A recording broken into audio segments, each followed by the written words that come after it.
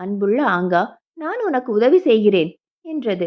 மான் தன்னிடம் உள்ள மயிரை எல்லாம் கொடுத்தது. மீண்டும் அது பொம்மையானது.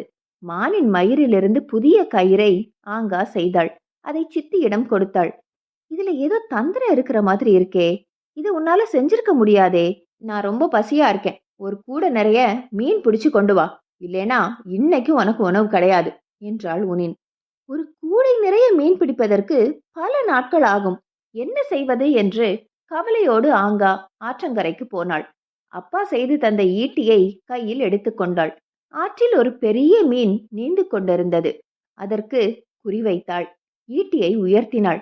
நில், என்னை கொல்லாதே, நான் உனக்கு கூடை நிறைய மீன்களை தருகிறேன் என்றது பெரிய மீன்.